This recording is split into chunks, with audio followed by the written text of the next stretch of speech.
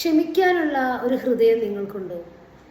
എന്നോട് തെറ്റ് ചെയ്തവനോട്, അല്ലെങ്കിൽ എന്നെ ദ്രോഹിച്ചവനോട്, അല്ലെങ്കിൽ എന്നെ വഞ്ചിച്ചവനോട്, എന്നെ വഴക്ക് പറയുന്നവനോട് ക്ഷമിക്കാൻ എനിക്ക് സാധിക്കുന്നില്ല, ഇങ്ങനെ പലരും പറയാറുണ്ട്. പക്ഷേ നിങ്ങളൊരു കാര്യം ഓർക്കുക, നിങ്ങളുടെ ജീവിതത്തിൽ നിങ്ങൾ ക്ഷമിച്ചു കൊടുക്കുമ്പോൾ, നിങ്ങൾ പുറത്തു കൊടുക്കുമ്പോൾ നിങ്ങളുടെ ലൈഫിലാണ് മാറ്റം വരുന്നത്. ഇത് നിങ്ങൾക്ക് ഒരുപാട് നേട്ടങ്ങൾ ഉണ്ടാക്കി തരുന്നുണ്ട്. ഒന്ന്, നിങ്ങളുടെ ഇമോഷൻ ബെറ്റർ ആവാൻ തുടങ്ങും. എന്തെന്നില്ലാത്തൊരു സന്തോഷം അനുഭവിക്കാൻ നിങ്ങൾക്ക് സാധിക്കും. നിങ്ങളുടെ ജീവിതം നിങ്ങൾ ആഗ്രഹിക്കുന്ന തരത്തിലേക്ക് നിങ്ങൾക്ക് ഉയരാൻ കഴിയും. ഒരിക്കലും ഒരു തെറ്റ് എന്ന് പറയുന്ന ആ ഒരു വേദന നിങ്ങൾ പുറത്തു കൊടുക്കുക, പക്ഷെ ഒരിക്കലും മറക്കരുത്. എന്തിനാണ് മറക്കരുത് എന്ന് പറയുന്നത്?